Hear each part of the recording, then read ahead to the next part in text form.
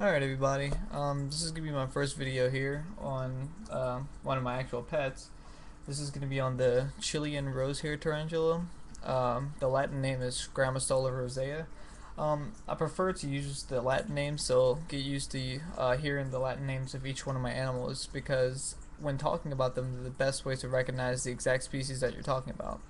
So this specimen in particular here is believed to be a female, but I'm not exactly sure. I'm gonna have to sex it by the molt here. So when the molt happens, I'll put a video about that and stuff. So this guy, he is usually pretty skittish.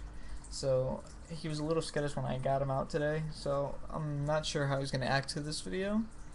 So we'll see what happens. Probably get a feeding video on this one too. So this guy doesn't have a name yet though. Just the unfortunate part for him. So let's see what kind of mood this guy's in. The way I do it is I just take usually a chopstick, something small, and I just prod the back of the abdomen very slightly and see how he reacts to that.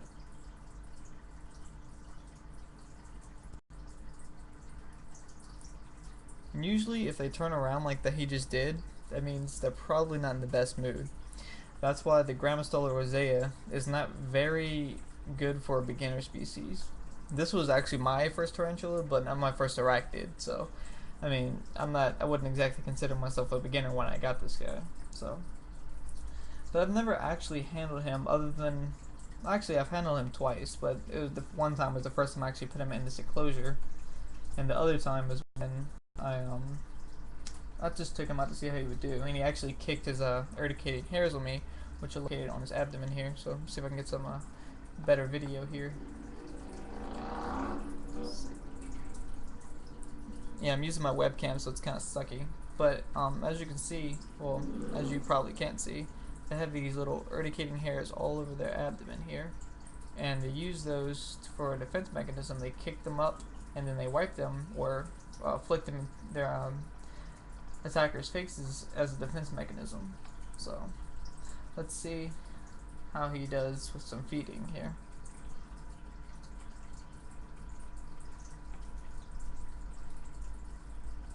Alright, so put the camera back on him. And I'm gonna just drop a couple crickets in there on him.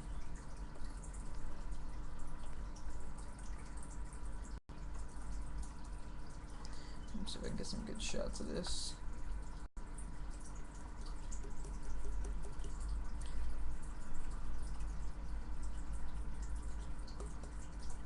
Uh-oh. Seems like I lost a couple crickets here.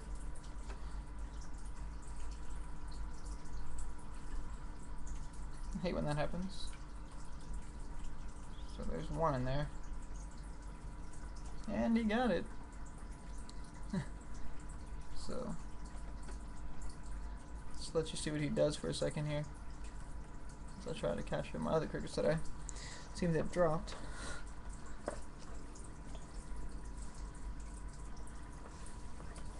Oh, I'll get those guys in a minute.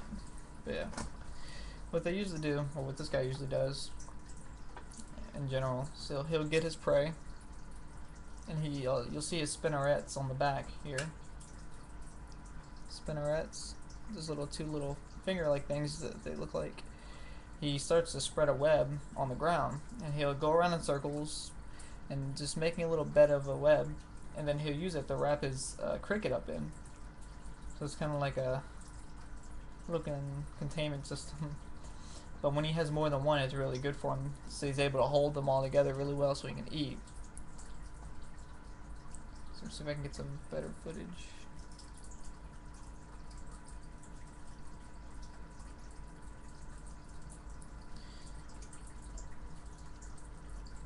Yeah, like I said, sorry about the video quality. My webcam sucks a lot. Makes this guy look huge on the video though. Yeah, he'll do this for a while and just go ahead and make himself a little web, and then he'll drop his food down and then pick up another one if there had been another cricket in there. So I'm actually just going to go ahead and drop another cricket in there.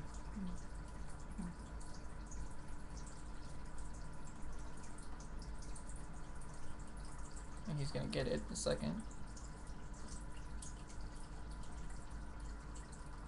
Just gotta wait for it to move, and he got it. So like I said, he'll use his web down here. Can't really see it that well. Well, he'll use that web that he has put down, and he'll wrap both of the crickets up in it, making a little blanket for the both of them. So, and now he's starting to go a little bit more crazy with the silk here. Cricket's back. That's probably why he was grumpy, just because he was hungry. That's usually the problem with these guys. If they're hungry, for any species actually, if they're hungry, I mean, they're going to be a little bit aggressive. But this guy in general, like I said, is a little skittish.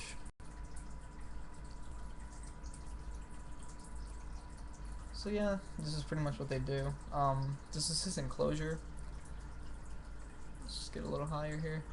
I use the circle critter keepers just because I mean, the roseas, most tarantulas in general, they don't need a lot of space. I mean, they don't use it either, and it's very dangerous for them to have a lot of space because they can easily get disoriented because though they have lots of eyes, they can't really see that well. So they could probably see about maybe an inch to an inch and a half, and I mean, a small enclosure is the best way for them to get accustomed to where they live and how they can find their food faster and things like that. So, and it's also good in the case of this container in general, because it's not very tall, so you don't have to have the risk of him hurting himself by accident. Because if these guys fall, I mean, even in the slightest, they can like rupture the abdomen, and that would be very bad for your tea. So we don't want that to happen. But basic care for these guys is just I use the Eco Earth substrate, and this is the same setup you'll find for all my teas. I just use the Eco Earth, well, at least for this species, the Eco Earth, and then I put 2 of these pieces of wood, which is actually hermit crab wood, and just drop that in there, and then I obviously put a water dish in there. It's very important for them to have a source of water, and they do not like wet substrate at all, so do not mist the substrate itself. These guys don't actually need misting at all, for that matter. But however, every week or every 2 weeks for that matter, just overflow the water dish, which means you just put water in the water dish and let it spill over a little bit, and then that's fine. That's all the humidity they're gonna need. So yeah, he's still going to town on his web there. So, and then pretty soon he'll just chill out after he drops it and picks it back up, and then he'll go ahead and start eating his food. So, I mean, he takes little breaks every once in a while because it does get a little tiring, I guess, going around in circles. But you can see his spinnerets are separated there because he's making his web. You can actually see it kind of good. So yeah, these guys aren't very, I mean, big web makers.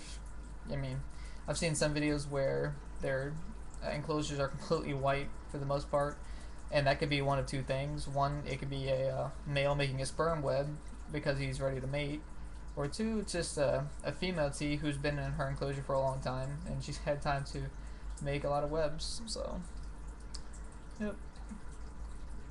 So I won't be handling this guy in particular though, like I said, because obviously he was hungry and he's eating now, so he should be fine within the next day or 2. But I don't usually handle my teas after I feed them. I wait a day or so to get them fine and accustomed. So yeah, I hope you enjoyed that. So let's see if I can get my other tea, who's slightly smaller than this one. Let's see if we can get a handling video on her. So, but if I can't, then there won't be a video, unfortunately, today.